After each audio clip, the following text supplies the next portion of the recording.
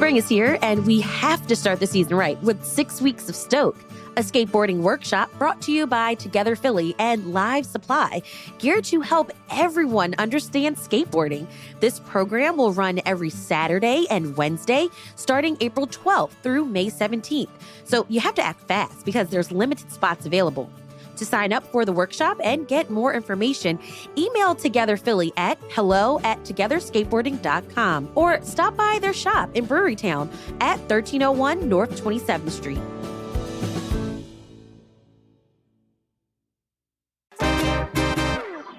"108 years ago this week, the United States declared war on Germany. Thousands of Philadelphians lost their lives. And so for the last decade, a Philly man named Chris Gibbons has taken upon himself to identify the dead in one hard-hit community, the alumni of Philly's storied Roman Catholic high school who fought to the death in a now largely forgotten war. Today, Chris tells us why. It's Thursday, April 10th. I'm Trenae Nuri. Stay with us for this story.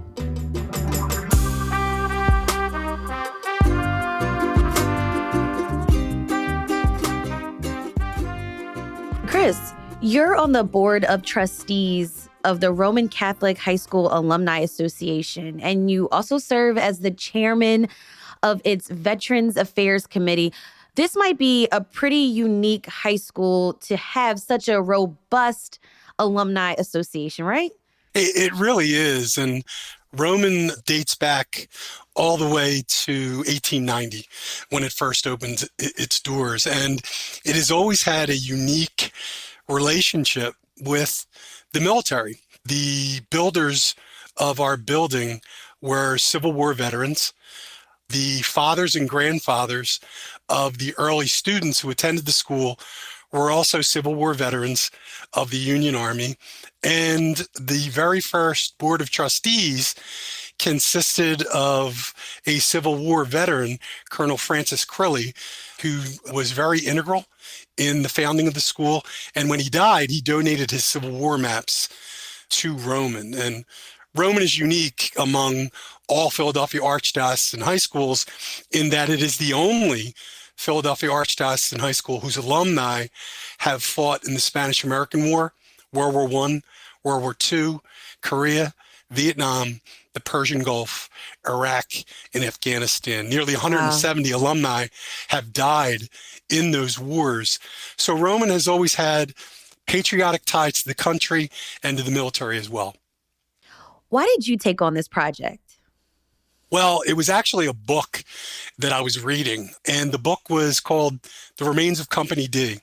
And it was the story of the writer who was researching what his grandfather went through in World War I. And it was after I read that book that a question that had always been in my mind since I was a student at Roman: why was there no plaque at Roman for the alumni who may have died in World War I? Is it possible that we didn't lose anybody in World War I? After I read that book, I finally committed to finding the answer to that question. So, Chris, it took over a decade to identify the names of alumni who died in World War I. The number of names has grown now to over 30 names. Did Roman Catholic High School keep track of students or alumni that actually went to fight in all of the wars that you listed earlier?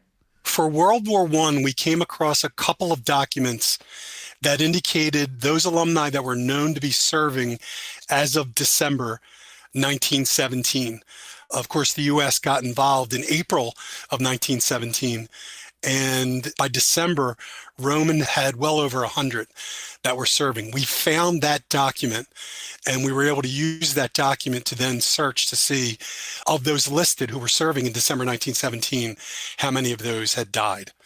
So there's been a number of different ways that we've gone about trying to find those who died. Again, using Roman's limited number of documentation that they had, using newspapers.com. An indispensable resource for us has been newspapers.com, and also ancestry.com. So again, out of the 34 that we know died, we found 22 names, so 12 more to go. Can you just kind of give us like a 30-second primer on World War I? And because there's not many of us who remember that war. Yeah, World War I began in 1914, and European nations at that time sort of tragically started to form alliances that resulted in what you had the Allied powers, primarily France, England, against Germany and its allies.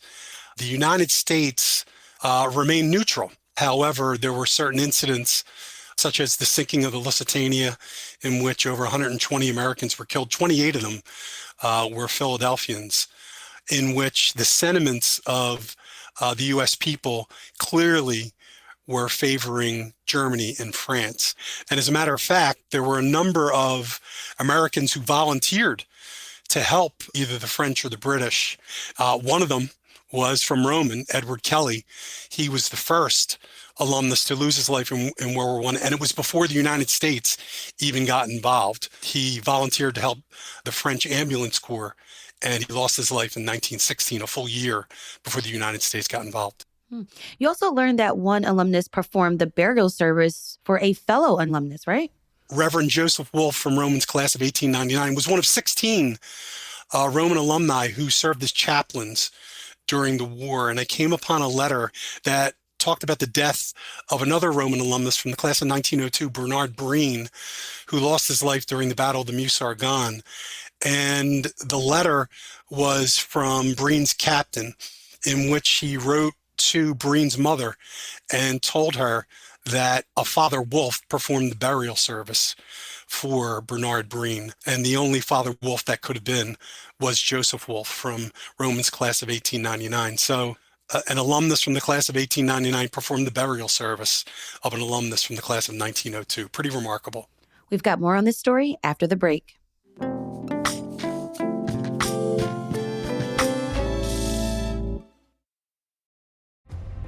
Get ready for Netflix's gripping new medical drama, Pulse. Set in a cutting-edge Miami trauma center, third-year resident Dr. Danny Sims is unexpectedly thrust into a promotion when beloved chief resident Dr. Xander Phillips gets suspended.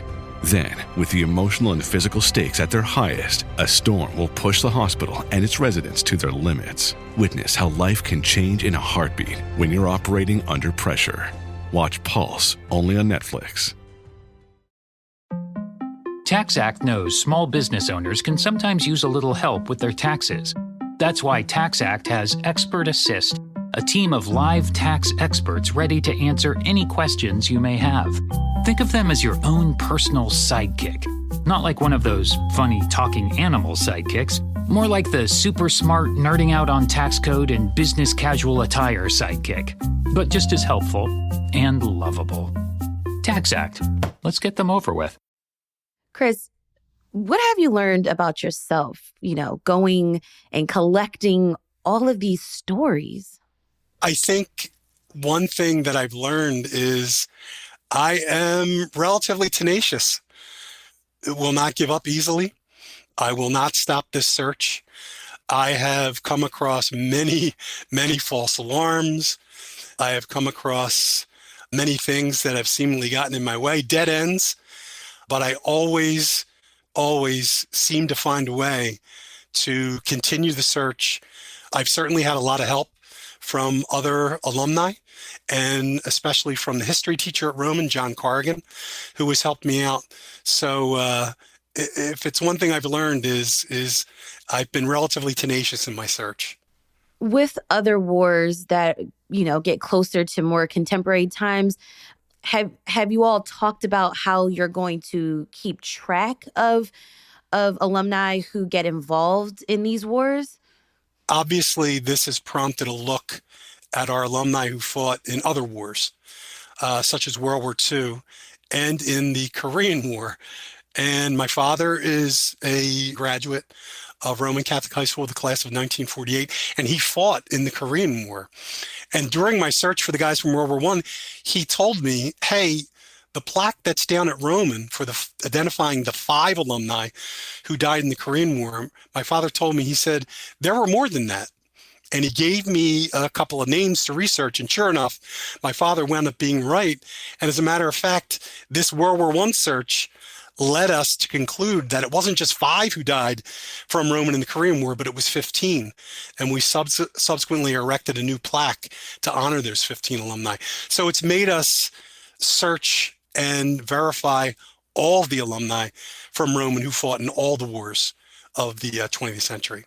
Sometimes when you think about war and conversations around war, they become political, they're dividing.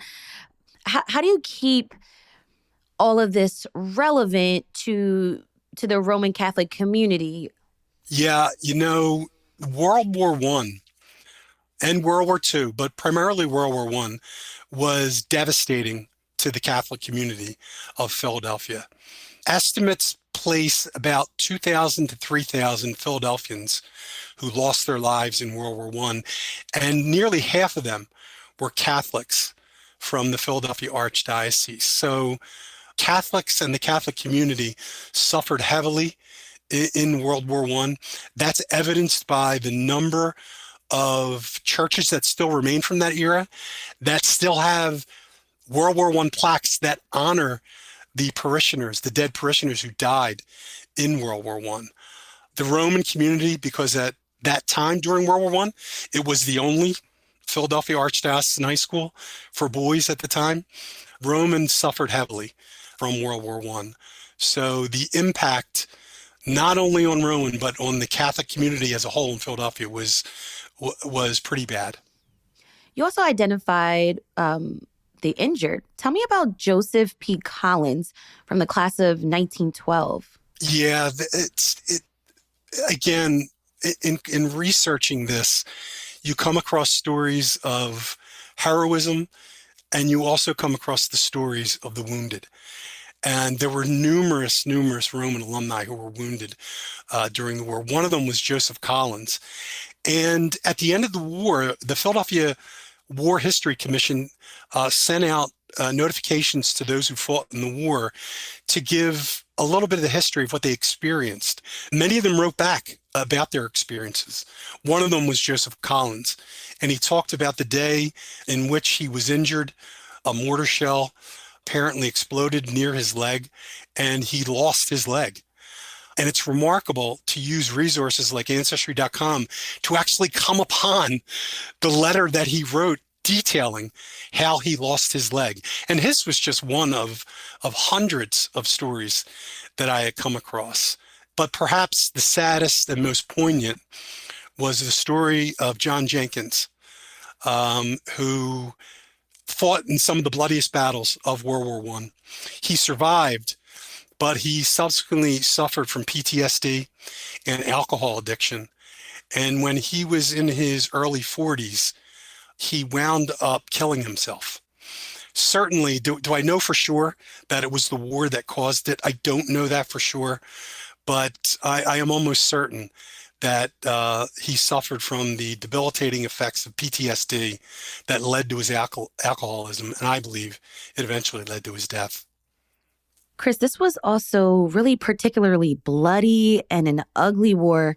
Why is it important that you are collecting these stories, writing this down, documenting this, remembering this? Because they should not be forgotten. World War I was the beginning of really America's entry into the world stage as a leader. And unfortunately, World War I saw the advent of technological innovations that were utilized during the war that had horrible consequences for the soldiers.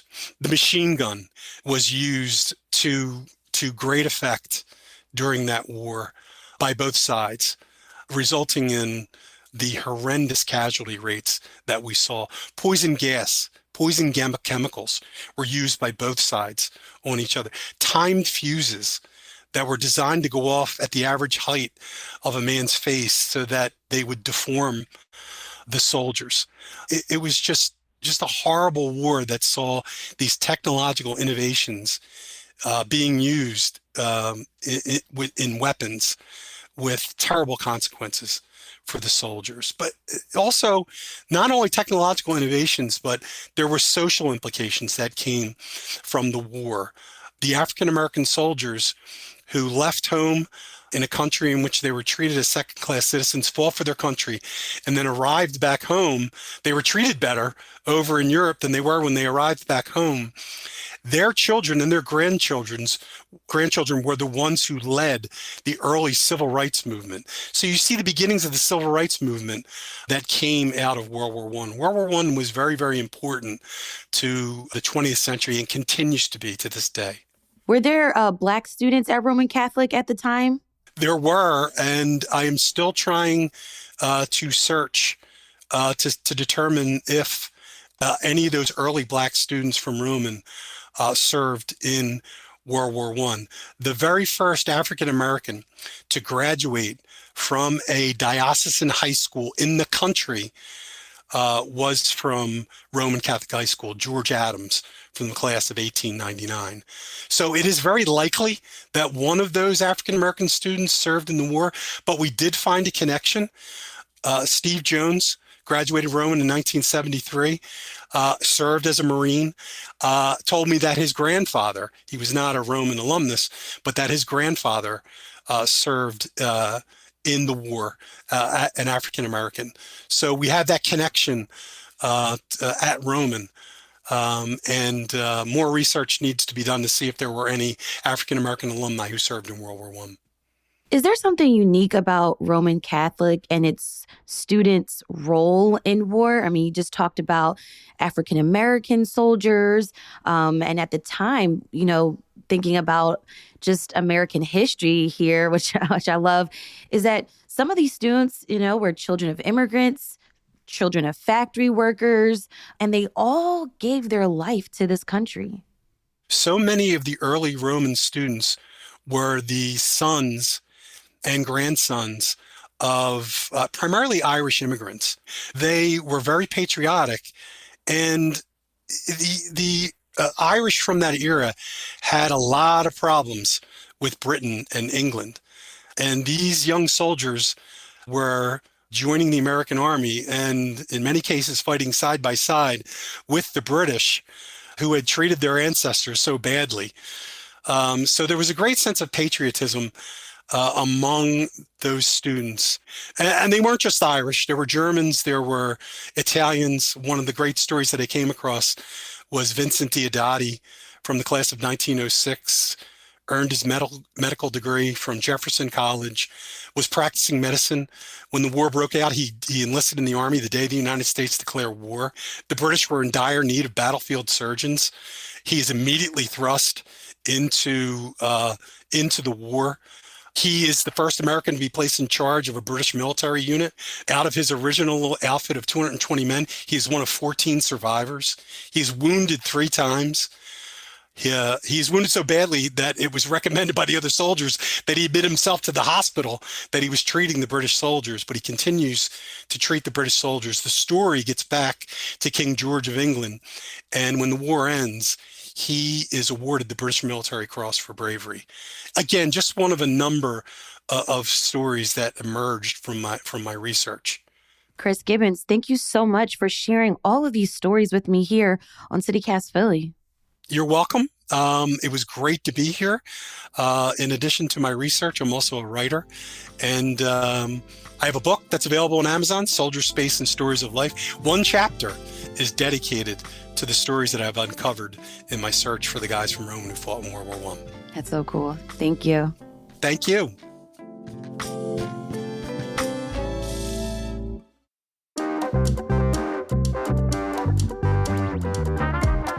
That's all for today here on CityCast Philly. Let us know what you think of this episode. And share this with a friend. Rate the show, leave us a review, and hit that subscribe button. Be sure to sign up for our morning newsletter, Hey Philly, to learn more about what else Philly's talking about. We'll be back tomorrow morning with the Friday News Roundup. Bye.